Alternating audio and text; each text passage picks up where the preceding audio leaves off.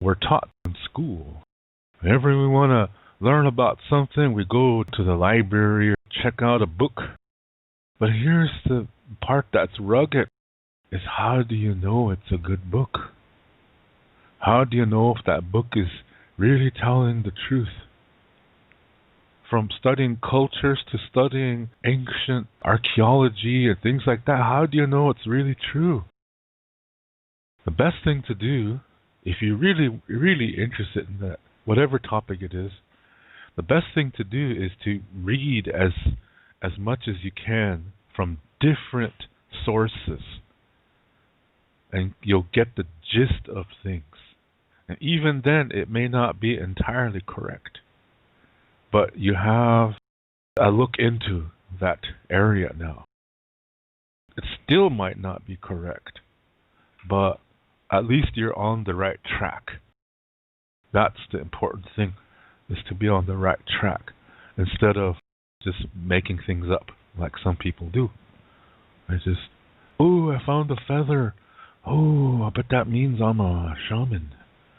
Seriously, there's people who do that, who think like that. And they wake up and they say, I had a dream, and not to go, and I'm not trying to do a Martin Luther King here, but it's, I had a dream and I heard the word Waru Yishi Yaru. That must be Lakota. So they go on the internet, look for somebody who's Lakota and deals with language to find out what that means, because they think they've received an ancient message from some ancient Lakota spirit who's chosen them to become a shaman. But they want somebody to validate them. They want somebody to say to them, wow, that's really cool that you received that dream. You know what those words mean? That means you're supposed to be a shaman. That's what they want to hear. I never say that to anybody. And I get these kind of messages several times a week from people that talk like this. It all follows a certain pattern. I see this as an interesting phenomena. To me, it just verifies this is a mental disorder. For one thing, this phrase, Waru Yishi Yaru, there's one letter in there that does not exist in the Lakota language.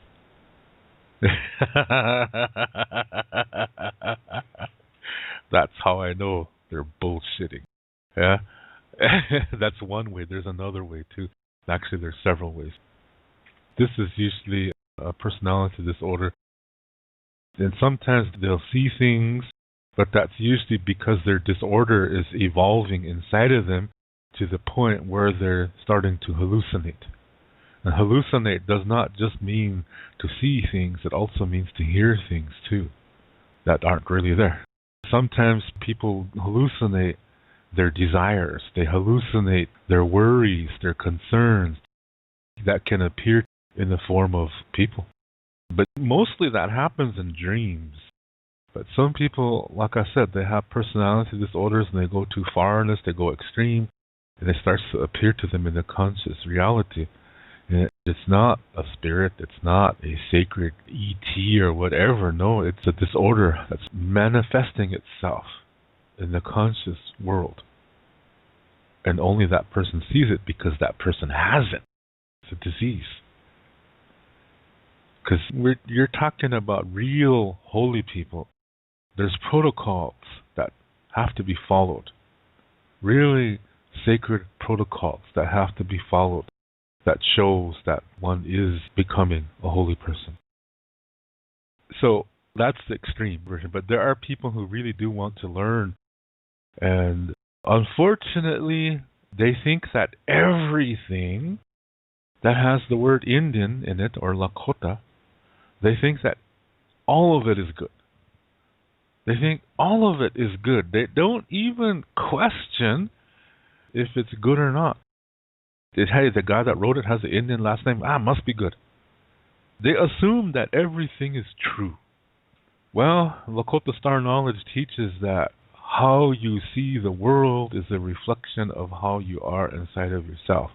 If you believe everything that everybody says, that says something about you, that there's something wrong, there's something unhealthy. about that. It's not a healthy way to live. The reason why is, let me describe what healthy living is. Healthy living is about, first of all, seeing the self as having four parts: the physical body, the mind, the emotions, and the soul. These four parts are connected to each other. If one goes down, they all go down. If you focus only on one, the other three get sick, and then it pulls the fourth one down too. Still get sick. So we have to do our best to take care of all four parts as best as we can. I don't mean to become extremist. No, I don't mean that. The best as you can. Some days you might be able to do more than others. That's okay. That's the way life is. Sometimes, some days we're stronger, sometimes we're not. That's fine. There's nothing wrong with that. Some people believe they have to get stronger every day. That's not healthy thinking. That's linear thinking, to go in only one direction. Life is not like that. Reality is not like that. And reality begins inside of you. Inside of you is not like that. Sometimes you feel you can do more on some days than you can on other days. That's just natural. So when somebody says, oh, I got to make it hotter in the sweat lodge every time I do the sweat lodge ceremony, that's unhealthy thinking. Some people say, I have to make it as hot as possible so we suffer as much as possible. And that really sounds Catholic. That's not Lakota. But still, it's linear thinking. That's not the ancient way. So, you take care of these four parts of yourself, and where they connect inside of you is the sacred area. This is your sacred center. This area has no language, it has no culture. This is where you begin. There's no skin color there. That's a sacred area. There's some sacred things that dwell there. One is from the earth. One is from the universe. Like I said, this is where reality begins. This is not Indian. This is not Japanese, German, or whatever. This has no culture. This is what we all have. And it's the same thing. This is what connects us all. This is what says we are all human beings. This is what says we are Ikje Oyate. We are the human nation. So as we take care of these four parts, part of that process includes getting to know ourselves. And when we do that, we are facing the difficulties from the past, one by one.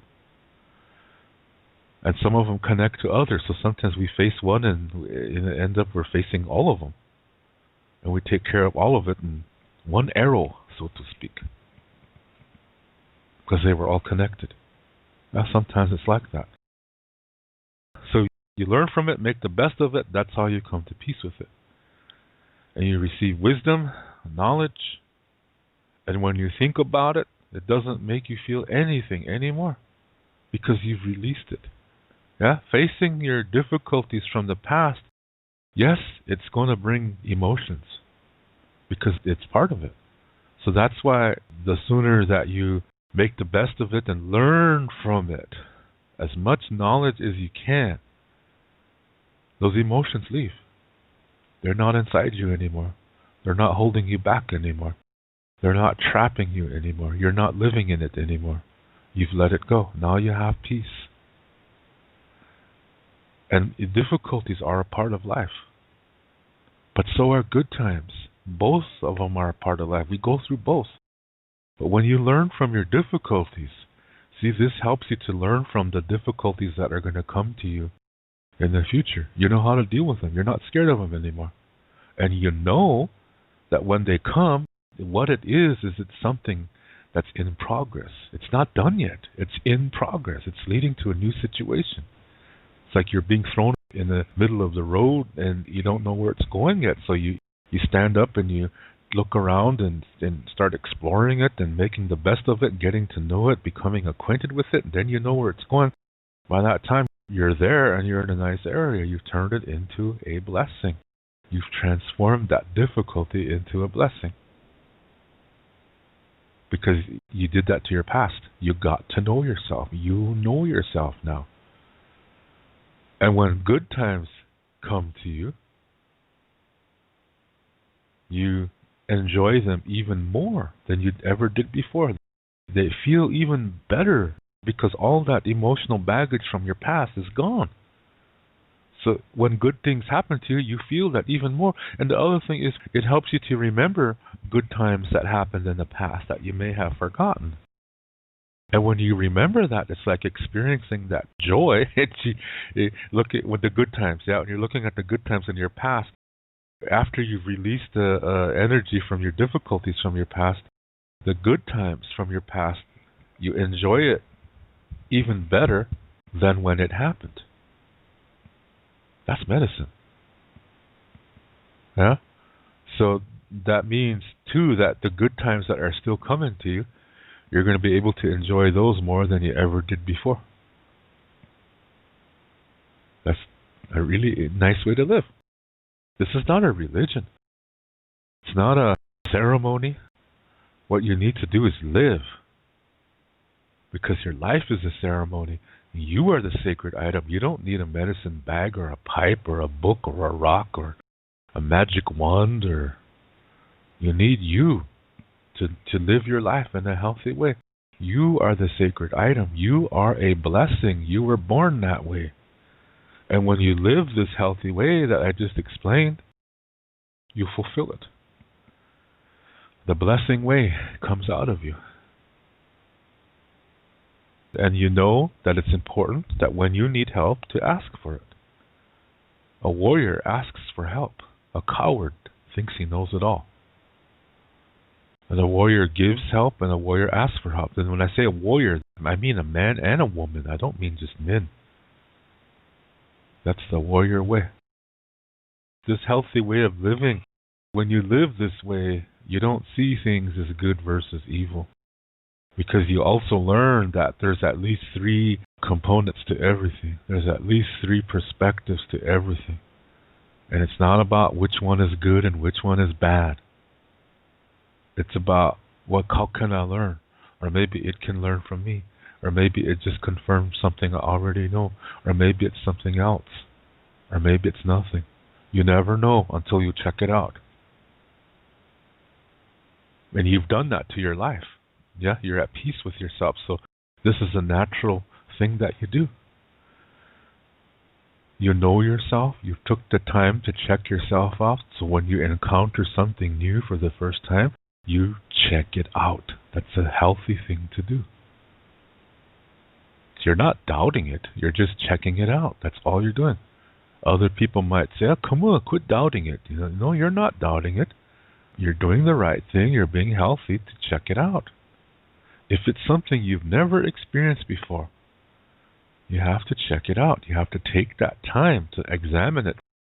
Try to find out at least 3 perspectives, because there's always going to be at least 3.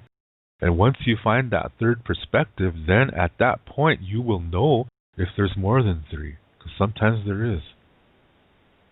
Not everything has the same amount of perspectives.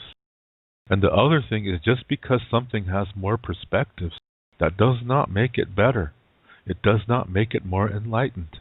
Not at all. Because to think like that would be linear thinking.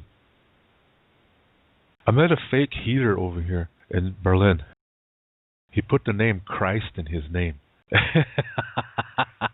But I refuse to call him that.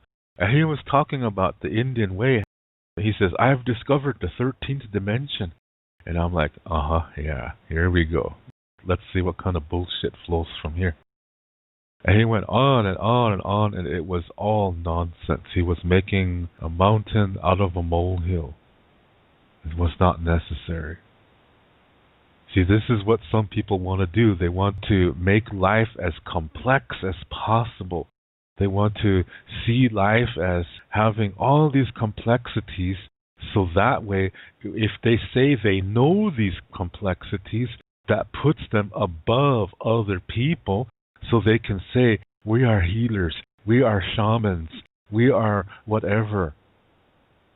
But it's still a linear way of thinking. Now here's the other thing. Let's say a situation has 5 perspectives, okay? Even if the person can only see 3, that's okay. That's okay. I'll tell you the reason why. In our way, like I said, we are non-linear. We don't go from point A to point B, to C to D, to in a straight line. We might go forward, but then after some time has passed, we come back to where we've already been. Because we've changed now. We have developed more, which means we're able to see more. So we come back to the past, and we look at it again. And we end up seeing more. Now do you understand? If a person only sees 3 perspectives of a 5-perspective situation, I said that's okay. Because the person is on the right track. The person is still not seeing good versus evil. That's healthy. They only see 3 perspectives, and that's okay. They can just learn from those 3 perspectives and then continue on. After some time comes back, that person can come back to that situation again, and the chance is very great that the person will then see the 2 additional perspectives that they missed before, because they know more now. They're more developed. You see what I mean? This is non-linear learning. This is circular learning. In the Western way, it's a linear way. The modern Western world, it's a linear system of learning. So they only go in one direction. So if you, at point B, you're encountered with this situation with 5 perspectives, they only see 2 and then move on. They never come back to it because to them, that's regressing. That's de-evolving, to go backwards. That's how they see it. So they only see 2 perspectives and then they move on. They continually move on, only looking for 2 perspectives. They don't believe there's a third one. That's duality. They only see 2 perspectives. They say there's only 2. They say there's only this and that. And that's it. That's duality. But in the Lakota way, what I explained, with the non-linear thinking, it's this, that, and the other. And as long as you see those 3, you're on the right track. So if a situation has 7 perspectives, but you just see 3, that's okay. Don't worry about it. In the future, you may see it. Because you're still on the right track, because you're not seeing things as this, that. You're seeing things as this, that, and the other. That's still good enough. So in the Lakota way, you're going to come back again and look at it. And in the future, you might be able to see it. And that's fine. And even if you don't live that long to come back, that's still fine, because you've saw the 3 perspectives, the basic 3. You saw those. You've seen those. And that's all that matters. That's the most important. That's more important, I should say. So if you don't see all of them at once, don't worry about it. As long as you see 3, you're on the right track. Now there's people who say they have to see all perspectives before they move to the next one. That's linear thinking again. That is not our way. That's putting unnecessary stress upon their lives. And that's going to make them physically sick. And it's going to sicken that which is around them, because they're exuding or giving off an unhealthy energy with their linear thinking. That's not peace. This is the Lakota way of looking at things. This is the ancestral way of looking at things. This is our learning style. To me, it shows compassion. And it also says that just because you don't see everything at once, it doesn't make you dumb. It doesn't make you less than. It just means you're not there yet, and that's fine. We're all on journeys. We're all going to come to situations where we're not going to see everything yet, but as long as we see 3, we're okay. That's the most important thing. The other perspectives that we don't see, they're not any less important, but what is important is that we see 3. This way we don't categorize as good versus evil. Because if we just see two, the tendency is going to come where we say which is the good one, which one of them is good. And this is how humans create good versus evil. And then we take that to town and really develop that idea to the point of religions emerging, gods and devils and angels and demons.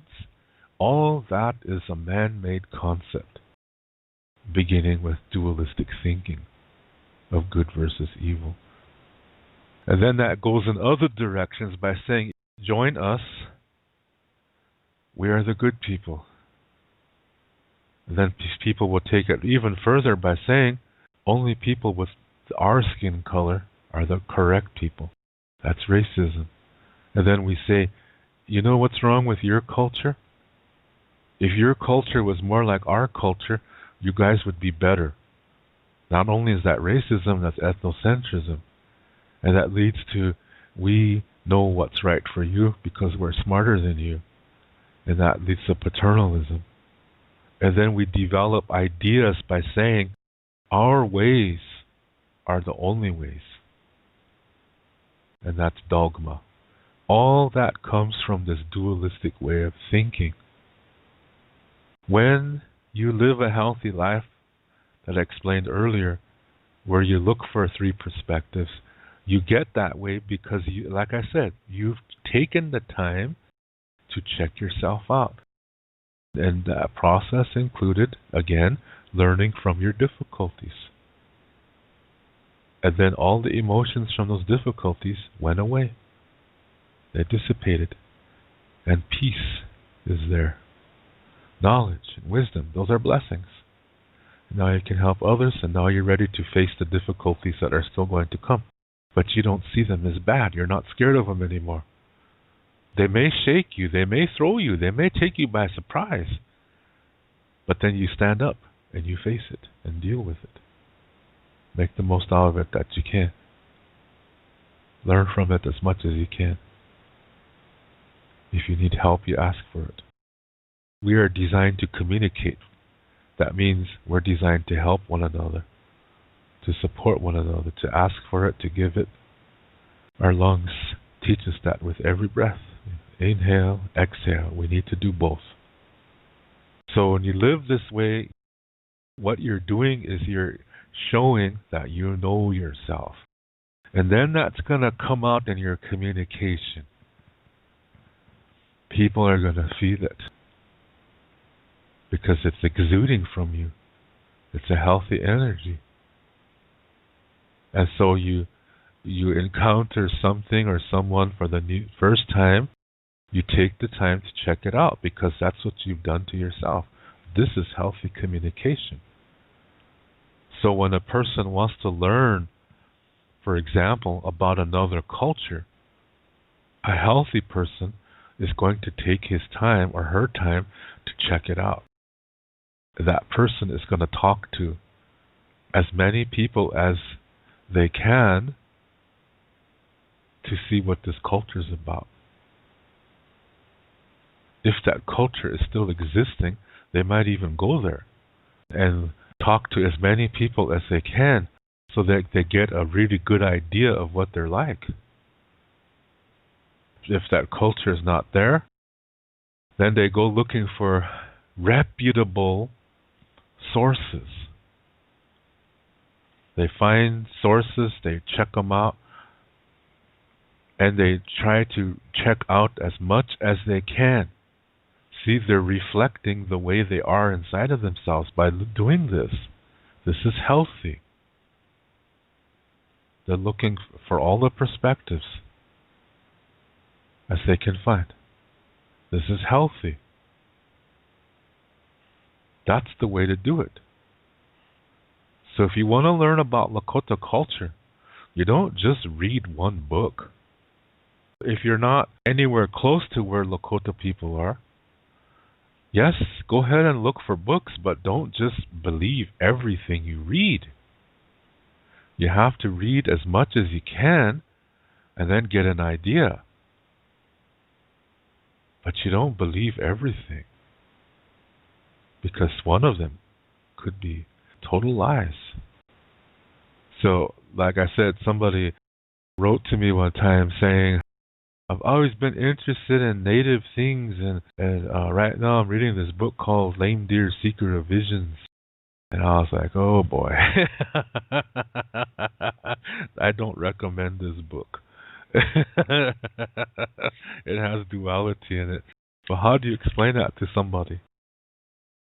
So I have to find out how smart they are first.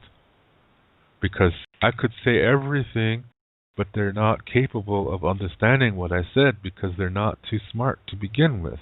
I'm not saying that's bad. I'm not at all.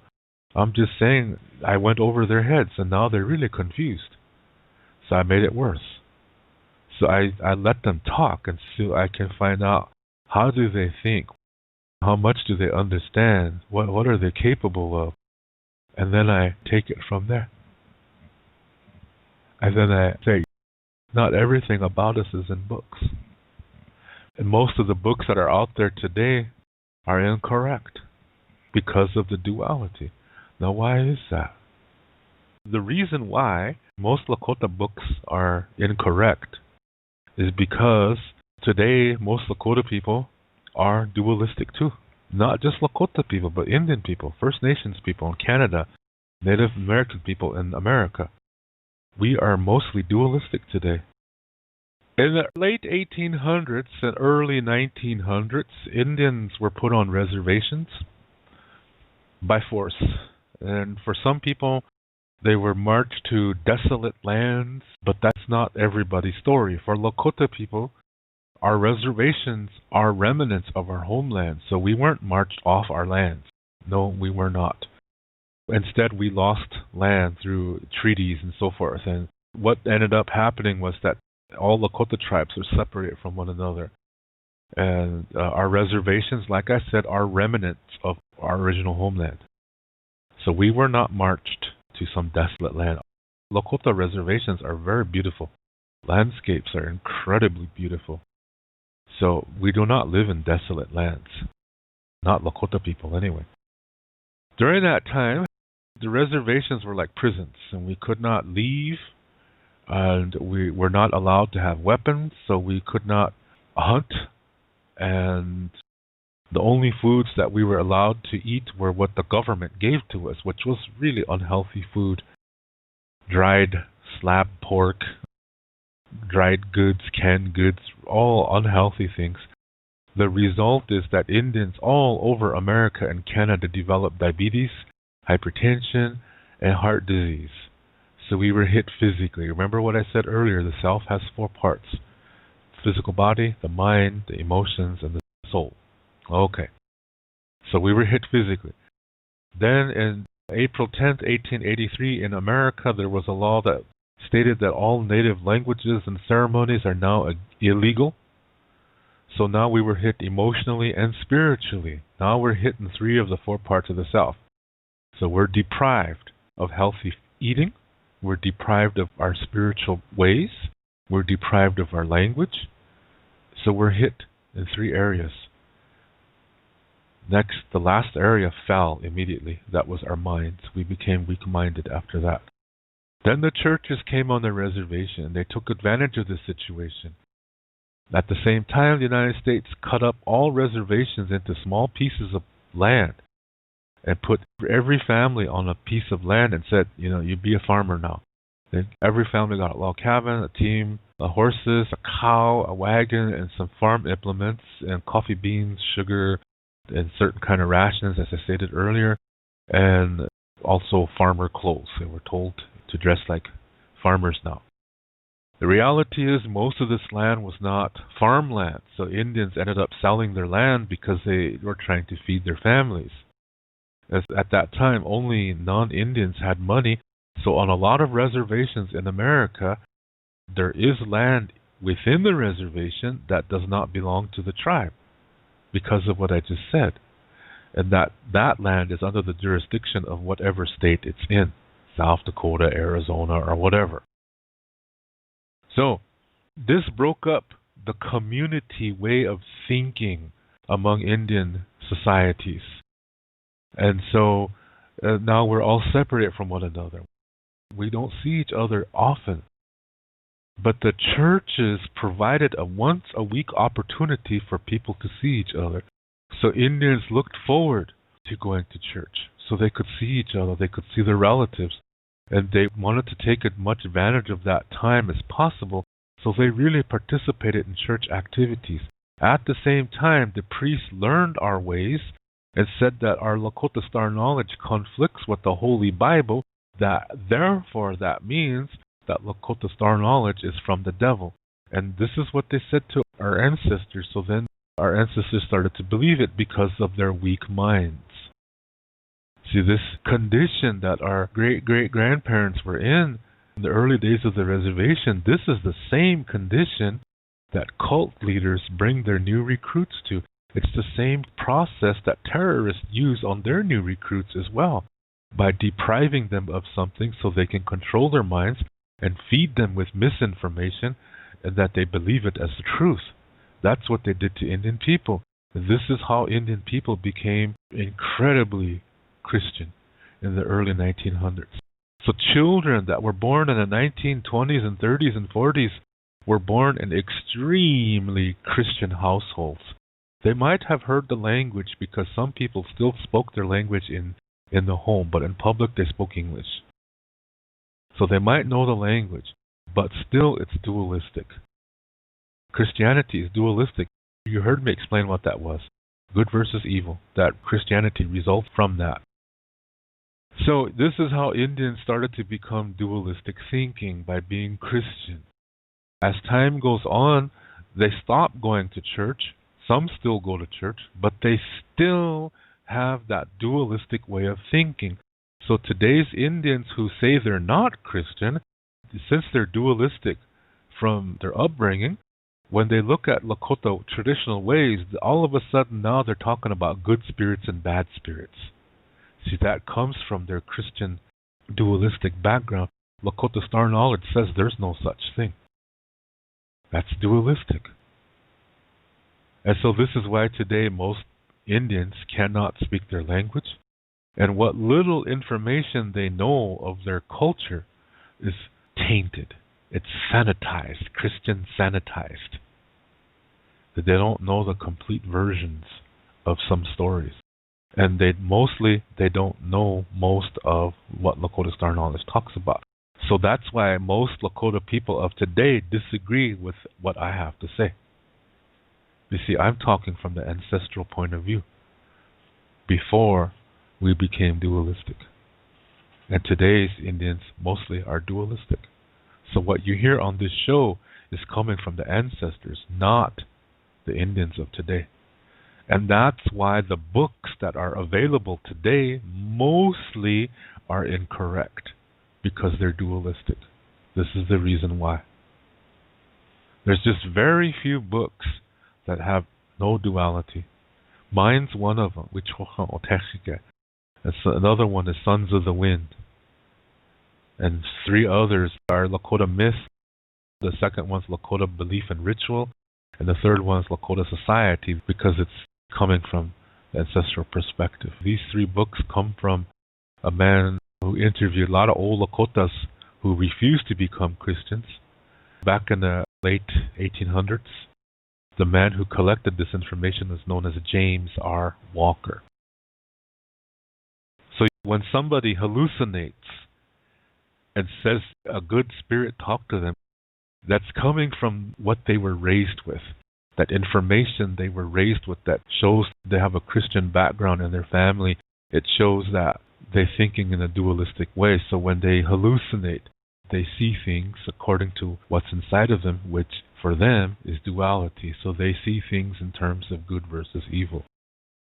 So if you go to a sweat lodge ceremony and a medicine man says he's burning sage to get rid of the bad spirits, a healthy person would know that this is a fake medicine man, because Lakota Star knowledge says this doesn't exist.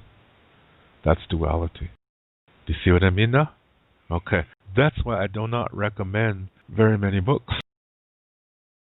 Most Lakota people today disagree with what I have to say, and that's fine, Because I don't need their approval, I don't need their validation because they are dualistic. Dualism was created by man. It's not natural to see things as in only two parts. I'll give you some examples of dualistic sentences. When somebody says, if you're not part of the solution, then you're part of the problem. Even indifference is part of the problem. No, that's not true. Absolutely not. Because that's giving you only two choices. Remember what I said. Lakota Star Knowledge says, first of all, reality begins within, and then there's at least three perspectives to everything. So when somebody presents you with only two, they're disrespecting you. They're oppressing you. So that's a bullshit statement. If you're not part of the solution, you're part of the problem. That is duality. That's basically saying, if you're not with me, then you're against me. That's in the Bible. Obvious duality there. That's not the ancestral way. Since when is a problem bad? A problem is something that's not done yet. So you go to it and finish it. That finishing might just be learning from it. But you see, you've completed the task. And when you acquire knowledge, since when is that a bad thing? And this lame deer seeker of visions, this has duality in it. I mean, there's some interesting things in there, but there's also some false things in this book. And remember, this is the early 1900s when these guys were born. This lame deer seeker of visions. This is not a guy that was at the last stand at Little Bighorn. No, this guy was born during the days when Pine Ridge was becoming Catholic. So his perceptions have some Lakota truth to it, but there's some Catholic thinking in there too. And that means if it's tainted, then it's incomplete. That's why I don't recommend it. And seeing things as good versus evil, that takes away the beauty and power of healthy living. And trying to make things too complex also takes away from the beauty and power of living. So it's trying to say, well, hey, I see 13 dimensions, so that puts me at genius level, so that means I'm a healer. But I'm here for you. But see, that's not really the thought. Their thought was the first thing they said. That to understand more, whatever, that places them above other people. Even if they say, I'm your servant, they're still saying, we are above you. So I don't like hearing this nonsense of all these dimensions. That's not important. What's important is that you see the three perspectives. And to be a healer, if somebody has a website or a group that says they're healers, they're not. Because when a person is a real one, they stay out of the limelight. They don't want any attention like that because they don't want people to see them as above others because they don't see themselves above others. So they don't have websites. They don't have the internet. Some of them don't even have electricity. So when you walk into their homes, you see bugs walking all over the place, and they don't see this as a problem because they're at one with everything. They communicate with these things. They're really a special kind of people, but they don't have websites.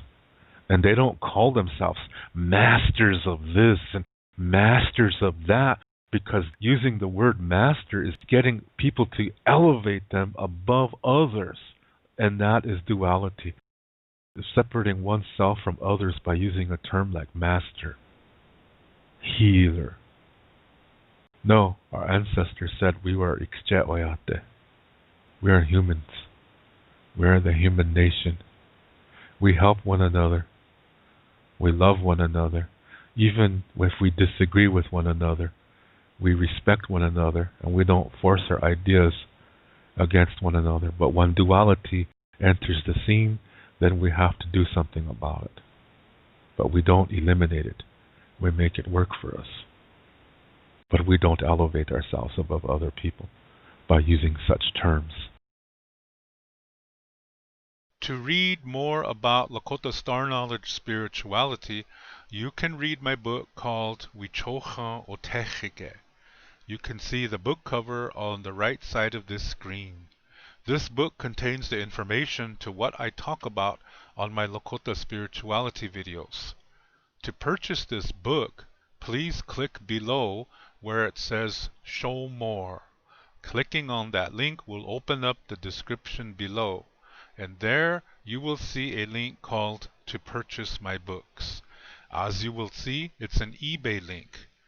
Click on that eBay link, and there you will see the information to get this book. Lila Pila Mayelo. Thank you very much.